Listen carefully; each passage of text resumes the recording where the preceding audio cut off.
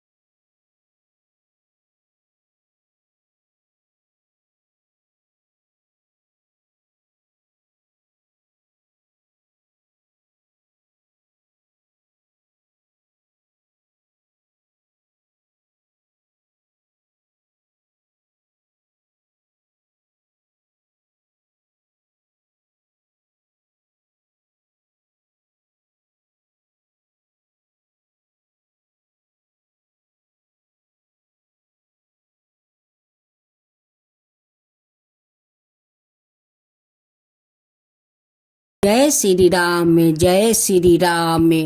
राजा दशरथ के 3 रानियां थी, कौशल्या, सुमित्रा और कैकेयी। भगवान राम कौशल्या के पुत्र थे। सुमित्रा के 2 पुत्र लक्ष्मण और शत्रुघ्न थे और कैकेयी के पुत्र भरत थे। राज्य नियमों के अनुसार राजा का श्रेष्ठ पुत्र ही राजा बनने का अधिकार होता है। श्री राम का अयोध्या का राजा बनाना निश्चित था।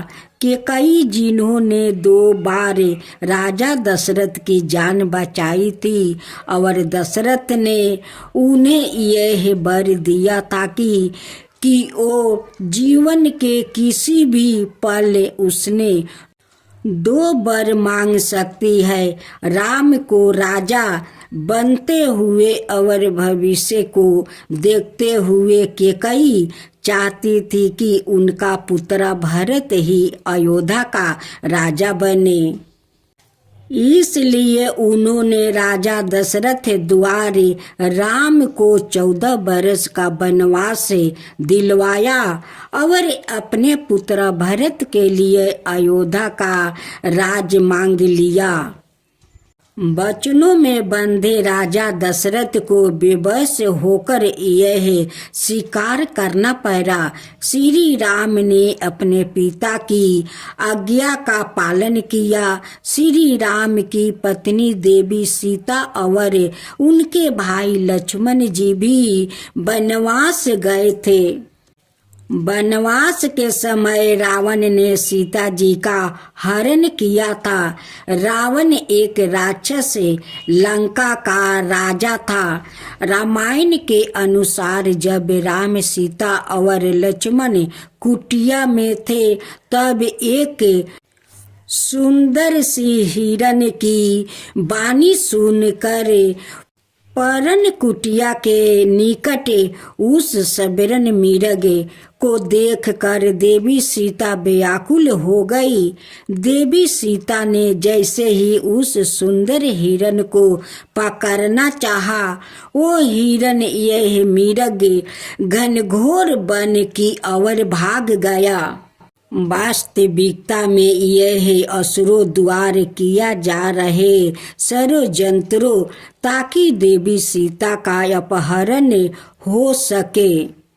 सबरन मृग सुनहरा हिरण राक्षस राजा रावण का मामा मरीचि था। उसने रावण के कहने पर ही सुनहरे हिरण का रूप धारण किया था ताकि वो योजना अनुसार राम लक्ष्मण को सीता से दूर कर सके और सीता जी का अपहरण हो सके। उधर सीता जी षड्यंत्रों से अनजाने सीता जी उस देख कर मोहित हो गई और रामचंद्र जी से उस सबरन हिरण को जीवित एवं सुरक्षित पकड़ने का अनुरोध किया ताकि उससे अद्भुत सुंदर हिरण को अयोध्या लौटने पर वहां ले जाकर पाल सके। रामचंद्र जी अपनी सीता की इच्छा पूरी करने चल पड़े और लक्ष्मण जी से सीता की रक्षा करने को कहा। कपटी मरीचि राम जी को बहुत दूर ले गया। श्री राम को दूर ले जाकर मरीचि ने जोर से ही सीता, हे सीता, हे लक्ष्मण की आवाज लगाया, प्रभाव कर दी ताकि उस आवाज को सुनकर सीता जी चिंतित हो जाए और लक्ष्मण को राम के पास जाने को कहे, जिससे रावण सीता जी का हरण सरलता पूर्वक कर सके। इस प्रकार छल यह धोखे का अनुमान लगाते ही अवसर पाकर श्री राम ने तीर चलाया और उससे सुंदर हिरण का रूप धरे राक्षस मरीचि का वध कर दिया। दूसरी ओर सीता जी मरीचि द्वारे लगाए अपने लक्ष्मण के नाम के दावानियों को सुनकर अत्यंत चिंतित हो गई।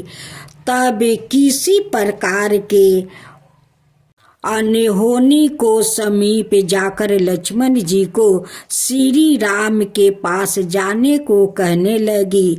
लक्ष्मण जी राक्षसों के छल कपट को समझते थे, इसलिए लक्ष्मण जी देवी सीता को सुरक्षित अकेला छोड़कर जाना नहीं चाहते थे। पर देवी सीता द्वारे बलपूर्वक अनुरोध करने पर लक्ष्मण जी अपनी भाभी की बातों को इनकार नहीं कर सके।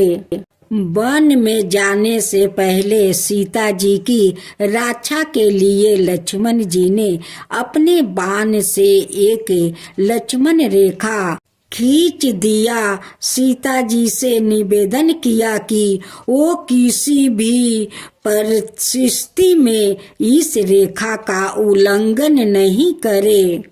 यह रेखा मंत्र के उच्चारण पूर्वक खींची गई है, इसलिए इस रेखा को लांघकर कोई भी इसके अंदर नहीं आ पाएगा। लक्ष्मण जी ने देवी सीता की रक्षा के लिए जो अभिमंत्र रेखा अपने बाण के द्वार खींची थी, वो लक्ष्मण रेखा के नाम से प्रसिद्ध है।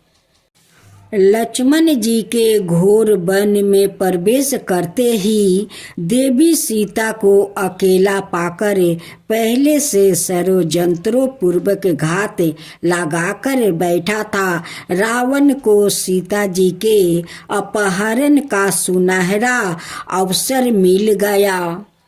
रावण शीघ्र ही राम लक्ष्मण सीता के निवास स्थान पर कुटिया में जा पहुंचा। बस देवी सीता उस समय अकेली थी। आ गया। उसने साधु का भेष धारण कर रखा था। पहले तो उसने उस सुरक्षित कुटिया में सीधे घुसने का प्रयास किया, लेकिन लक्ष्मण रेखा खींचे होने के कारण वो कुटिया के अंदर जहाँ देवी सीता विद्यमान थी वहाँ तक नहीं घुस सका।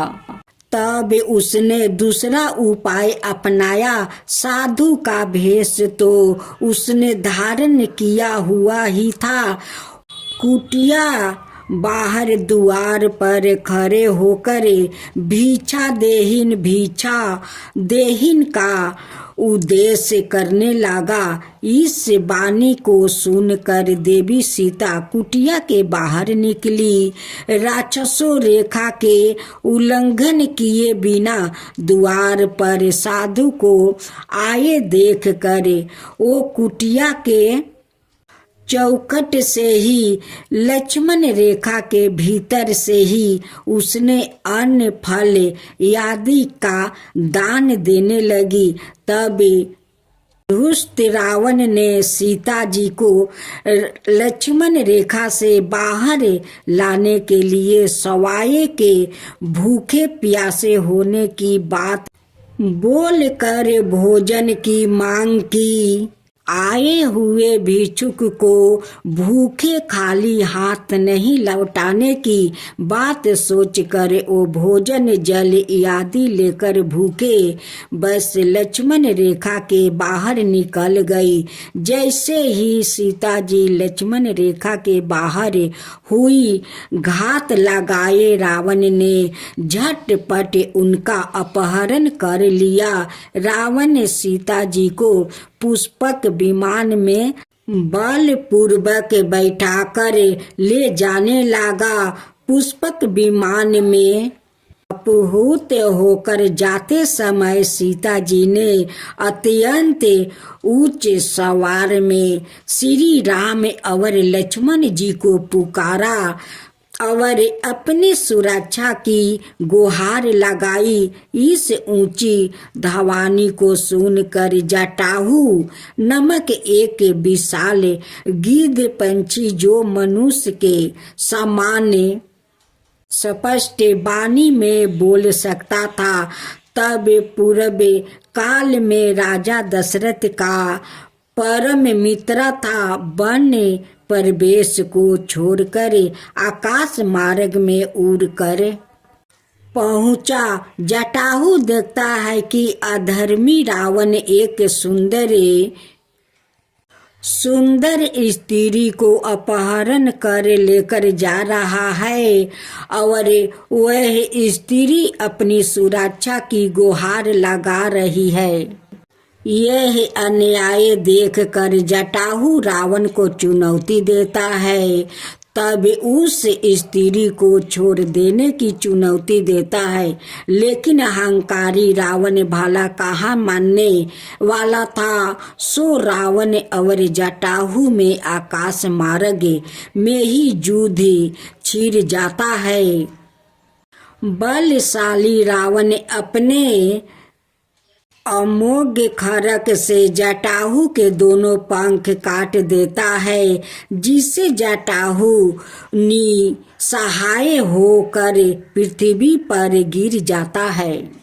रावण पुष्पक विमान में सीता जी को लेकर आगे बढ़ने लगता है। सीता जी ने जब देखा कि उनकी रक्षा करने के लिए आए विशाल गिद्ध पंछी जो मनुष्य की भांति बोल सकता था, रावण के खड्ग के प्रहार करने से धारा शाही हो गया है, तब पुष्पक विमान में आकाश मार्ग अथवा बाहु मार्ग से जाते समय सीता जी अपने आभूषण गहने को उतार कर नीचे धरती पर फेंकने लगी। भगवान राम अपने भाई लक्ष्मण के साथ सीता की खोज में दर दर भटक रहे थे, तब वो हनुमान और सुग्रीव नामक दो वानरों से मिले। हनुमान राम के सबसे बड़े भक्त बने। सीता को पुनः प्राप्त करने के लिए राम ने हनुमान, विभीषण और वानरों सेना की सहायता से रावण के सभी बंधु बांधवों और उसके वंशजों को पराजित किया। तब लौटते समय विभीषण को लंका का राजा बनाकर अच्छे शासक बनाने के लिए मार्गदर्शन किया। राम ने रावण को युद्ध में परास्त किया और उसके छोटे भाई विभीषण को लंका का राजा बना दिया। राम, सीता, लक्ष्मण और कुछ वानर जन पुष्पक विमान से अयोध्या की ओर प्रस्थान किए। वहां सबसे मिलने के बाद राम और सीता का अयोध्या में राज अभिषेक हुआ। पूरा राज्य कुशल समय व्यतीत करने लगा। जब रामचंद्र जी का जीवन पूर्ण हो गया, तब उन्होंने यमराज की सहमति से सरयू नदी के तट पर गुप्ततार घाट में दैहिक त्याग कर पुण्य वैकुंठ धाम में विष्णु रूप में विराजमान हो गए। भोलेनाथ की जय हो, भोलेनाथ की जय हो, माँ काली की जय हो, माँ काली की जय हो। एक गांव में एक ब्राह्मणी रहा करती थी। उनकी एक बेटी थी। अपना बेटी का नाम वो राजकुमारी रखी थी। और वो ब्राह्मणी माँ काली का अमावस का दिन बहुत श्रद्धा भक्ति से पूजा करती थी। एक दिन राजकुमारी अपना माँ से कहती है कि माँ, तुम जे इनकी पूजा करती हो, लेकिन इनकी तो एक पाँव भोलेनाथ का सीने पर क्यों है माँ, और दूसरी इनकी जीभ बाहर क्यों है माँ। राजकुमारी तो बहुत छोटी थी, उनकी तो बुद्धि नहीं थी। अपना माँ से कहती है कि माँ, इनकी चेहरा इतना डरावना क्यों है माँ? वो आदमी का मुंडू का माला क्यों पहनती है माँ, क्यों पहनती है? राजकुमारी का माँ कहती है कि बेटी, मैं इनकी बारे में तुम्हें एक कहानी सुनाऊंगी। बहुत सारे असुरों था कि जो असुरों ब्राह्मण देव ऋषि मुनि महात्मा पर बहुत वो लोग अत्याचार करते थे। ब्राह्मण देव लोग का वो नहीं जगो करने देता था और नहीं वो लोग का पूजा पाठ करने देते थे। जब वो लोग जगो कर रहे थे उस समय जाकर वो मरे हुए आदमी का हड्डी जगो में डाल देते थे और पूजा में विधना देते थे। वो ब्राह्मणों को बहुत वो लोग चाबुक से मारते थे, बहुत अत्याचार करते थे। यहाँ तक कि वो असुर लोग देव लोग में जाकर भी अत्याचार कर रहे थे, सब देवताओं को बहुत परेशान कर रहे थे। सभी देवताओं को कह रहा था कि मेरा पूजा करो। सभी ब्राह्मण ऋषियों मुनियों को कह रहा था कि तुम लोग असुरों को पूजा करो। अब तो वो लोग देव लोग में जाकर अत्याचार करने लगे। अब सभी देवताओं लोग कहने लगे कि देखो, ये तो असुरों को अत्याचार बढ़ गया है कि ये लोग देव लोग तक पहुंच गया। अब पहुंच कर हम लोग पर इतना अत्याचार कर रहे हैं।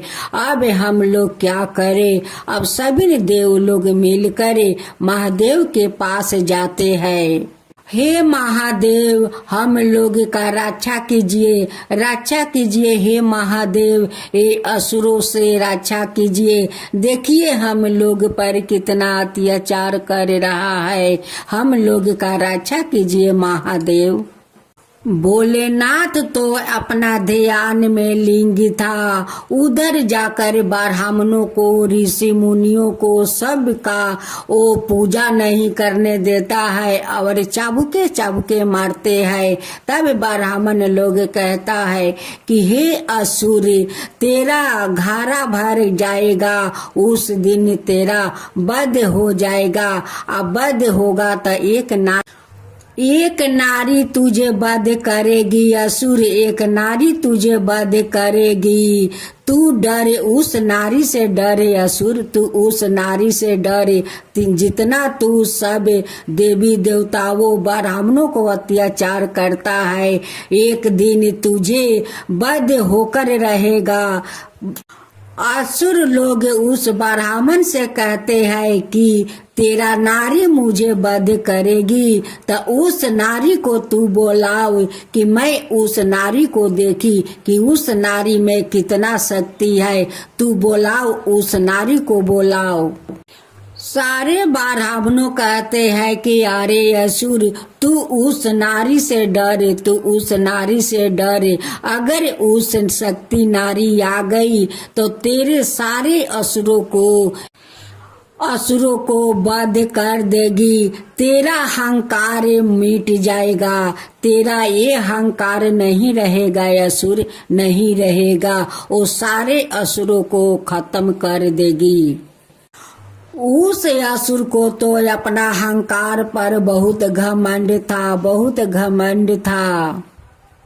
बार बार कहने लगा कि अरे ब्राह्मणों, बुलाओ उस शक्ति नारी को, मैं भी तो देखूं कि तेरा वो शक्ति नारी कैसी है। जब सारे देव देवियों, ऋषि मुनि, ब्राह्मण अपना रक्षा के लिए माता को पुकारते हैं तो माता एक सुंदरी का रूप धारण करते वहाँ पर आती है। असुर कहता है कि अरे ब्राह्मण, इस नारी मुझे वध करेगी, इसे तो मैं चुटकी से मचल दूंगी। आये मुझे क्या वो वध करेगी? ए सुंदरी, तू मुझसे शादी कर ले, तू वध करने के तेरे में शक्ति नहीं है, तू आओ मुझसे शादी कर ले। अब तो ये बात सुनकर माँ तो बहुत क्रोध हो जाती है, एक चंडालिन काली का रूप धारण करती है। अब तो माँ कहती है कि अरे असुरो, देख तू एक नारी का लल करता है, देख लल करने के कारण तेरा क्या दंड मिलता है। देख तेरे सारे असुरों को मैं कैसे संहार करती हूँ, और उनकी रक्त से सेवन करके मैं कैसे पेट भरती हूँ। अब तो माँ अपना क्रोध में आकर सारे असुरों को गाला काटती है और उनकी रक्तों को सेवन करके अपना पेट भरती है। अब तो सभी को काटते काटते एक कोना शेष कर देती है। अब तो गणेश कहने लगे कि पिताजी पिताजी देखिए माँ का एक कैसा रूप धारण किया है, पिताजी माँ कैसी रूप धारण की है, देखिए सारे असुरों को कैसे वध कर रही है, पिताजी कैसे वध कर रही है। देखिए पिताजी एक कोना तो माँ साफ कर दिया है, दूसरे कोना जा रही है। पिताजी आप कुछ कीजिए, पिताजी आप कुछ कीजिए। माँ को तो कोई रोक नहीं सकता है पिताजी, एक आप है कि माँ को रोक सकते हैं पिताजी, आप है कि माँ को रोक सकते हैं। अब तो सभी देवी देवताओं कहने लगे कि माँ तो चंडालिन काली का रूप धारण करी है, अब तो माँ से कोई नहीं बच सकता है, कोई नहीं बच सकता है। अगर बचा सकते हैं तो वो महादेव बचा सकते हैं, नहीं तो माँ तो दुनिया संसार को शेष कर देगी। भगवान महादेव आते हैं और माँ काली का सामने सो जाते हैं। जब माँ काली आती है तो उनकी एक पैर भगवान महादेव के छाती पर पड़ जाता है।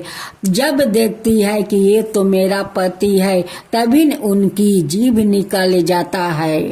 ब्राह्मणी अपना बेटी राजकुमारी से कहती है कि बेटी यही माँ काली का कहानी है, इसी के कारण माँ काली का जीभ निकल गया है, क्योंकि अपना पति के छाती पर अपना पैर रख दी। जब देखी कि ये तो मेरा पति है, तभी उनकी जीभ निकल गया बेटी। तबिन से इसे सब कोई माँ काली का रूप में जानते हैं, और माँ काली का रूप में इन्हें पूजा होता है, इन्हें बलि दिया जाता है बेटी।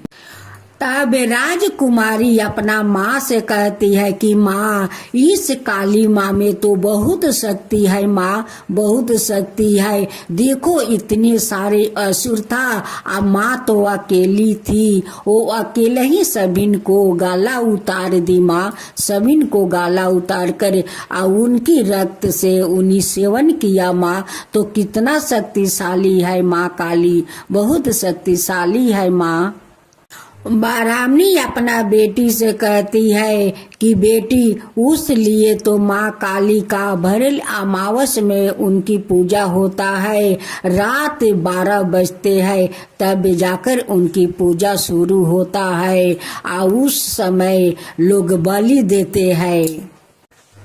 बलि देने से माँ बहुत प्रसन्न हो जाती है, क्योंकि माँ जो रक्त का सेवन करती है उस लिए बलि से माँ बहुत प्रसन्न हो जाती है। राजकुमारी अपना माँ से कहती है कि माँ तुम भी तो भरल अमावस का दिन पूजा करती हो इस माँ काली का, तो तुम भी तो बलि देती होगी। वो कहती है कि बेटी मैं तो बलि नहीं दे सकती हूँ, हम लोग तो गरीब है बेटी, मैं कहाँ से माँ काली को बलि दूँ। मैं एक कबूतर ले आती हूँ और उसी कबूतर को माँ को दे देती हूँ बेटी। जब दूसरा अमावस आने वाला था तो राजकुमारी अपना माँ से कहती है कि माँ, घर में 2-4 पीतल का बर्तन है, उस बर्तन को बेचकर इस बार तुम माँ काली का एक पाठा लाना माँ, और उस पाठा को माँ को बलि देना माँ, इस बार आप बलि देना माँ।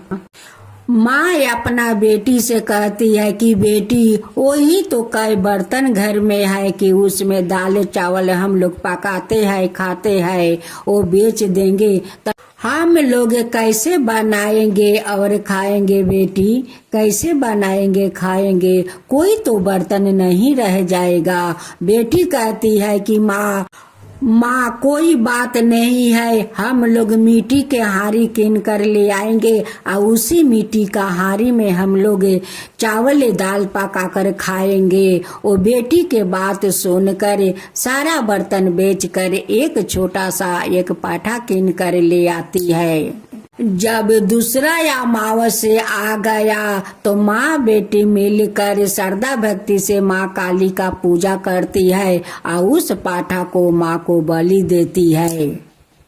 उधर घर में माँ काली तो अन्न धन भर देती है, बहुत सारा बर्तन भाड़ा से लेकर अन्न धन वस्तु बहुत सारे धन घर में भर देती है। जब माँ बेटी पूजा करके घर में जाती है तो देखती है कि घर का तो रौनक बदल गया है, और वो कहती है कि देखो माँ, देखो ये माँ काली का चमत्कार, देखो माँ, देखो आज माँ बहुत हम लोग पर प्रसन्न है माँ, देखो आज तुम एक पाठा किनकर बलि दी, तो देखो माँ उस बदले में आपको इतना धन दे दिया है, इतना धन कि ये धन तो हम लोग कभी शेष नहीं कर सकते हैं माँ, नहीं कर सकते हैं। देखो माँ काली का दया कितना बड़ा है, उनकी ममता कितना बड़ा है कि हम लोग का गरीबी देख कर माँ कैसे हम लोग पर दया कर दिया, माँ कैसे दया कर दिया कि इतना घर में धन भर दिया, बहुत सारे धन भर दिया कि इस धन कभी शेष नहीं होगा माँ, कभी नहीं शेष होगा। माँ तो बहुत दयालु है, बहुत कृपालु है माँ, बहुत कृपालु है, इसलिए इन्हें सब कोई माँ काली कहते हैं माँ काली कहते हैं। हे माँ काली, जैसे आप उस ब्राह्मण गरीब को आप घर धन से भर दिया माँ, वैसा ही सभिन का ऊपर कृपा कीजिए माँ, सभिन के ऊपर दया कीजिए माँ। जो आपका काता कहता है, जो हुंकारी पड़ता है, जो सुनते हैं, उन सब का ऊपर कृपा कीजिए माँ, सब के ऊपर कृपा कीजिए। माँ काली की जय हो, माँ काली की जय हो। जय माँ तुलसी, जय माँ तुलसी। कार्तिक महीने में एक बुढ़िया माई तुलसी जी को सिंचती और कहती कि हे तुलसी माता, सत्य की दाता, मैं तेरा बिलरा सिंचती हूँ, मुझे बहू दे, पीतम्बर की धोती दे, मीठा मीठा गास दे, बैकुंठ में बास दे, चटक की चाल दे, पटक की मौत दे, चंदन का काठ दे, रानी सा राज दे, दाल भात का भोजन दे, 11 की मौत दे, कृष्णा जी का कंधा दे। तब तुलसी माता यह सुन सुन कर सूखने लगी तो भगवान ने पूछा कि हे तुलसी, तुम क्यों सूख रही हो? तुलसी माता ने कहा कि एक बुढ़िया रोज आती है और यही बात कहे जाती है, मैं सब बातें तो पूरा कर दूंगी, लेकिन कृष्णा का कंधा कहाँ से लाऊंगी? तो भगवान बोले, जब वो मरेगी तो मैं अपने आप कंधा दे दूंगा, तुम बुढ़िया माई से कह देना। बाद में बुढ़िया माई तो मर गई, सब लोग आ गए। जब माई को ले जाने लगे तो वो किसी से नहीं उठी। तब भगवान एक 12 बरस के बालक का रूप धारण करके आए। बालक ने कहा, मैं कान में एक बात कहूँगा तो बुढ़िया माई उठ जाएगी। बालक ने कान में कहा, बुढ़िया माई मन की निकाल दे, पीतम्बर की धोती ले, मीठा मीठा घास ले, बैकुंठ का बास ले, चटक की चाल ले, पटक की मौत ले, कृष्णा जी का कंधा ले। यह सुनकर बुढ़िया माई हल्की हो गई। भगवान ने कान्हा दिया और बुढ़िया माई को मुक्ति मिल गई। हे तुलसी माता, जैसे बुढ़िया माई को मुक्ति दी वैसे सबको देना। एक दूसरी कथा इली और एक घून की। एक इली थी और एक घून थी। इली बोली, आओ घून कार्तिक स्नान कर ले। घून बोला, तू ही कार्तिक स्नान कर ले, मैं तो नहीं करूँगा। बाद में इली तो राजा की लड़की के पले लगाकर कार्तिक स्नान कर लेती। घून ने कार्तिक स्नान नहीं किया, दोनों मर गए। बाद में इली के कार्तिक स्नान के पुण्य के कारण राजा के घर में जन्म हुआ और घून राजा के घर में गधा बन गया। राजा ने बेटी के विवाह का बारात निकाला। बेटी ससुराल जाने लगी तो उसने अपनी पालकी रुकवाई और राजा से कहा, यह गधा मुझे चाहिए। तब राजा ने कहा, ये गधा मत ले, चाहे और धन दौलत ले ले, पर लड़की नहीं मानी, मुझे तो यही चाहिए। गाधा को रथ में बांध दिया तो गाधा दौड़ने लगा। महल में पहुंचने पर गधे को महल के नीचे बांध दिया। जब लड़की नीचे उतरी तो गाधा कहता है कि मुझे पानी पिला दे। तब लड़की ने कहा, मैंने पहले ही कहा था कि कार्तिक स्नान कर ले, पर तूने कहा था मैं तो बाजरा खाऊंगा और ठंडा ठंडा पानी पीऊंगा। उनको बातें करते राजा ने सुन लिया। जब राजा ने कहा कि आप मुझे सारी बात बताओ, तब रानी लड़की ने राजा को सारी बात बताई कि मैं पिछले जन्म में इली थी और एक घून था। तब मैंने कहा था कि तू भी कार्तिक नहा ले, पर वह नहीं नहाया। मैं कार्तिक स्नान के पुण्य से राजा के घर लड़की हुई और आपके घर में राजपाट कर रही हूँ। तब राजा ने कहा कि कार्तिक स्नान का इतना पुण्य है तो हम दोनों जोर से नहाएंगे। रानी राजा ने अत्यंत प्रसन्न मन से कार्तिक स्नान करे। दोनों ने दान पुण्य किया और सारी नगरी में कहलवा दिया कि सब कार्तिक स्नान करे। नहाया हुआ पानी घून पे डालेंगे, जिससे घून की मोच हुई है। हे कार्तिक भगवान, हे विष्णु भगवान, जैसे सुख इली को दिया वैसे सबको देना। जो आपका कथा कहता सुनता हुंकार भरता, उन सब परिवार के ऊपर अपना कृपा करना। हे कार्तिक महाराज, हे विष्णु भगवान, सबका ऊपर कृपा करना।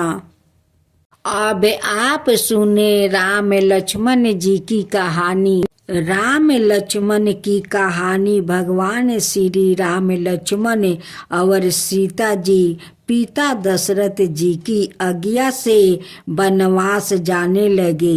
रास्ते में सभी तीर्थ गंगा, यमुना, गोमती नदियों में प्रीत दर्पण कर वन में कंद मूल फल फूल खाते हुए वन में अपना समय व्यतीत करने लगे। कार्तिक का महीना आया, एकम का दिन। लक्ष्मण जी ने राम जी की आज्ञा से फल फूल लाकर माता सीता को दिया। तब माँ सीता ने 4 पत्तल परोसी। तब लक्ष्मण ने पूछा, भाभी माँ, हम 3 है, फिर 4 में क्यों परोसा? तब माँ सीता बोली, 1 पत्तल गौ माता की है। राम जी लक्ष्मण जी गौ माता को पत्तल परोसे दिया। तब राम जी ने पूछा, सीता जी, आपने खाना शुरू क्यों नहीं किया?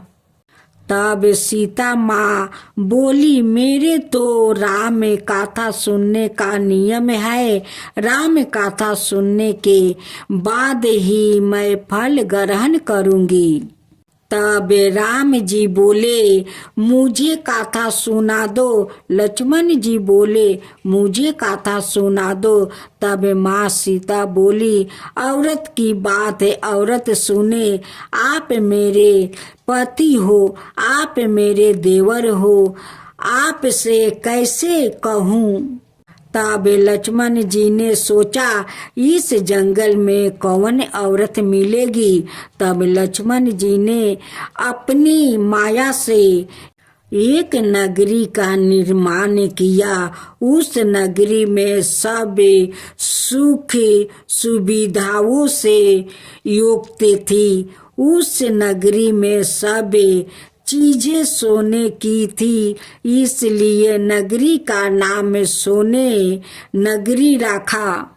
सभी नगरी निवासियों को घमंड हो गया। उसी नगरी में कोई गरीब नहीं था। जब सीता जी कुएं पर पानी लेने गई और पनिहारिनों से राम राम किया तो कोई नहीं बोली। थोड़ी देर में एक छोटी कन्या आई। सीता जी उसे राम राम बोली और कहा कि बाई, राम कथा सुनोगी क्या? तब वह बोली, मेरे तो घर पर काम है। सीता जी ने कहा, मेरे पति राम और देवर लक्ष्मण भूखे हैं। तब लड़की बोली, मेरी माँ मेरा इंतजार कर रही है। ओ लड़की वहाँ से जाने लगी। तब माँ सीता के क्रोध से सारी नगरी साधारण सी हो गई। जब लड़की घर गई तो माँ बोली, बाई, यह क्या हुआ? तब लड़की बोली, मेरे तो पता नहीं है। वहाँ पर एक साध्वी बैठी थी, मुझे राम कथा सुनने के लिए बोली, पर मैं तो कथा नहीं सुनी। यदि उसने कुछ किया हो तो पता नहीं।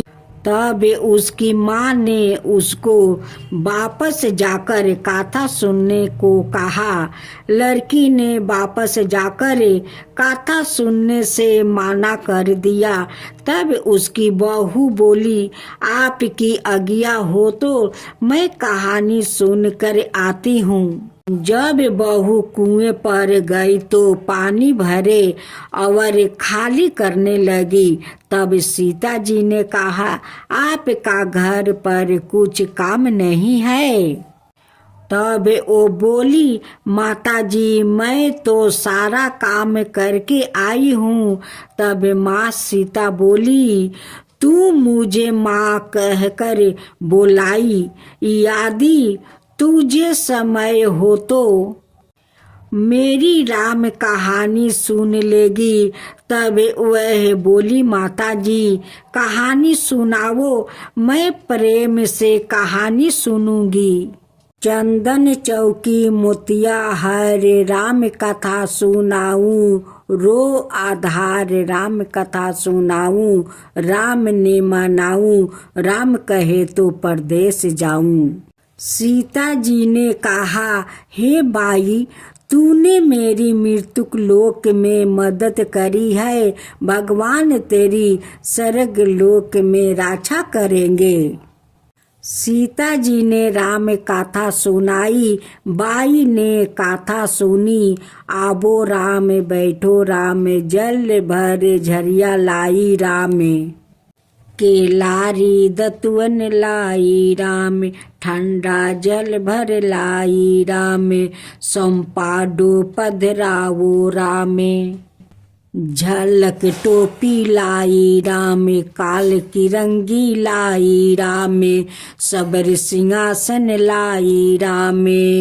तापर आप बिराजो राम, झालर टिकरा लाई राम। शंख डिबानी गरनावो राम, ही बड़े हीरा शोभे राम। निरखाता मन मोहे राम, चरण शरण में आई राम। शरण अपारी ले लो राम, माखन मिश्री लाई राम। माखन मिश्री अरोगो राम, दूध भर कटोरी लाई राम।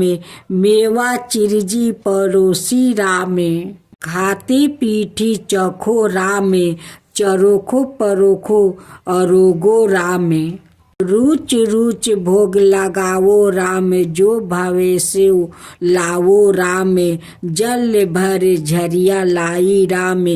आबो अच मन कराबो राम, सया में गमछो लाई राम। हाथ मुंह पोछो राम, पुष्पा सा सेज बिछावो राम। अंतरिया झिरकावो राम, हिंगुलू डोलिया दलाऊ राम। सीता जी चरण दबावो राम, सुख भर सेज पोढ़ो राम। हजारों पंख डोलावो राम, थमे राम महा में राम। रोम रोम में राम ही राम, घट घट माया बिराजो राम। मुख में तुलसी डालो राम, खाली मिजाज कहीं काम। जब बोलो जब राम ही राम, बोलो पंछी राम राम। पूरन होबे मंगल काम। माँ लक्ष्मी की जय हो, माँ लक्ष्मी की जय हो। विष्णु भगवान की जय हो, विष्णु भगवान की जय हो। तो दोस्तों आप सुने माँ लक्ष्मी का व्रत कथा। कथा के अनुसार एक समय की बात है, किसी शहर में कई लोग रहते थे। सभी अपने कामों में व्यस्त रहते, किसी को किसी से कोई मतलब नहीं रहा। भजन कीर्तन भक्ति भाव दया माया परोपकार जैसे संसारों का अभाव हो चुका है। शहर में बुराइयां बढ़ गई, शराब जुए रस बेचार चोरी डकैती आदि सब से गुनाह शहर में होने लगे। बावजूद इसके उस शहर में कुछ अच्छे लोग भी रहते। इसमें शीला नाम का स्त्री जो धर्मी के और प्रकृति और संतोष स्वभाव वाली रहा करती। उनका पति भी विवेक और सुशील स्वभाव का आदमी था। शीला और उसका पति कभी किसी की बुराई नहीं करते और भगवान का भजन करने में अच्छी तरह समय व्यतीत कर रहे हैं। शहर के लोग उनकी गृहस्थी की सराहना करते हैं। देखते ही देखते समय बदल गया। शीला के पति की अच्छी संगति बुरी में बदल गई। अब वो जल्द से जल्द करोड़पति बनने के ख्वाब देखने लगा, इसलिए वो गलत रास्ते पर चल पड़ा और पल सवारूप उसकी हालत भिखारी जैसे हो गई। शराब, जुआ, रस, सरस, गांजा आदि बुरी आदतों में शीला का पति भी फंस गया। दोस्तों के साथ उसे भी शराब की आदत लग गई। इस प्रकार उसने अपना सब कुछ जुए में गंवा दिया। शीला इस बात से बेहद चिंतित रहने लगी, लेकिन उसे भगवान पर भरोसा है। वो अपना अधिकांश समय प्रभु भक्ति में बिताने लगी। अचानक एक दिन दोपहर को उनके द्वार पर किसी ने दस्तक दी। शीला ने द्वार खोला तो देखा कि एक माँ जी खड़ी है। उसके चेहरे पर अलौकिक तेज दिखाई दे रहा है। उनकी आंखों में से मानो अमृत बह रहा है। उसका भाव चेहरा करुणा और प्यार से झलक रहा है। उसको देखते ही शीला के मन को शांति महसूस हुई और उसके रोम रोम में खड़ा हो उठा। शीला उस माँ जी को आदर के साथ घर ले आई। घर में बैठने के लिए कुछ भी नहीं है। तब शीला ने एक फटी हुई चादर पर उसको बैठाया। माँ जी बोली, क्या शीला मुझे पहचाना नहीं? हर शुक्रवार को लक्ष्मी जी की मंदिर में भजन कीर्तन के समय मैं भी वहाँ आती हूँ। इसके बावजूद शीला कुछ समझ नहीं पा रही। फिर माँ जी बोली, तुम बहुत दिनों से मंदिर नहीं आई, इसलिए मैं तुम्हें देखने चली आई। माँ जी के प्रेम भरे शब्दों से शीला का हृदय पिघल गया। उसकी आंखों में आंसू आ गए और वो बिलख बिलख कर रोने लगी। माँ जी ने कहा, बेटी, सुख और दुख तो धूप और जैसे होते हैं। धैर्य रखो बेटी, मुझे तेरी सारी परेशानी बता।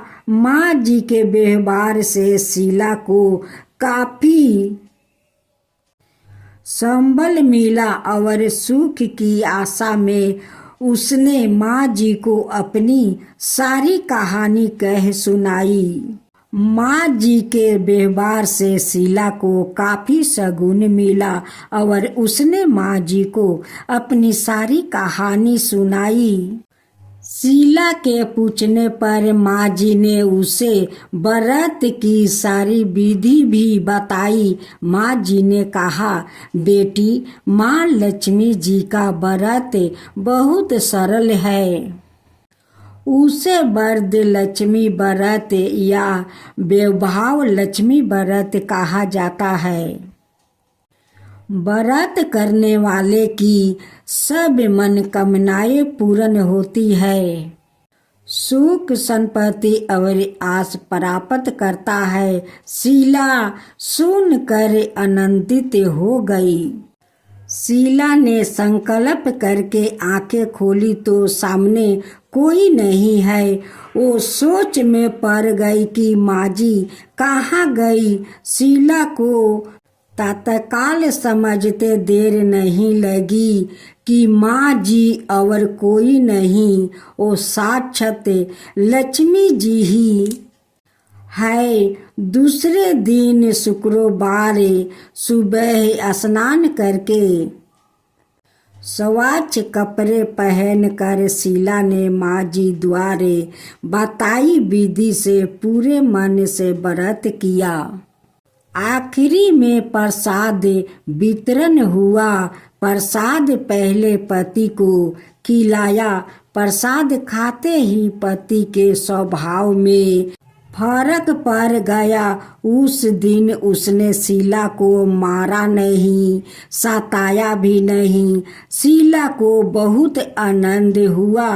उनके मन में बेभाव लक्ष्मी व्रत के लिए सिद्धि बढ़ गई। शीला ने पूर्ण श्रद्धा भक्ति से शुक्रवार तक बेभाव लक्ष्मी व्रत किया।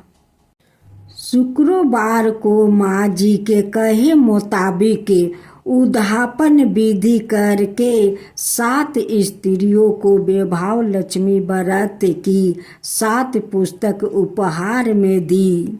फिर माता जी के धन लक्ष्मी स्वरूप की छवि को बंधन करके भाव से मन ही मन प्रार्थना करने लगी। हे माँ धन लक्ष्मी, मैंने आपका बेभाव लक्ष्मी व्रत करने की मन्नत मांगी है। वो व्रत आज मैंने पूर्ण किया है। हे माँ, मेरी हर विपत्ति दूर करो, हमारा सबका कल्याण करो। जिसे संतान ना हो उसे संतान देना। सौभाग्यपति स्त्री का सौभाग्य अखंड रखना। कुंवारी लड़कियों को मन भाव पति देना। जो आपका यह चमत्कारी बेभाव लक्ष्मी व्रत करे उनकी सब विपत्ति दूर करना, सभी को सुख करना। हे माँ, आपकी महिमा अपरंपार है। ऐसे उन्हें प्रणाम किया। व्रत के प्रभाव से शीला का पति अच्छा आदमी बन गया और कड़ी मेहनत कर व्यवसाय करने लगा। उसने तुरंत शीला के गिरवी रखे गहने चोरा लिया। घर में धन की वृद्धि हुई। घर में पहले जैसी सुख शांति छा गई। बेभाव लक्ष्मी व्रत का प्रभाव देखकर मोहल्लों की दूसरी स्त्रियां भी विधि पूर्वक बेभाव लक्ष्मी का व्रत करने लगी।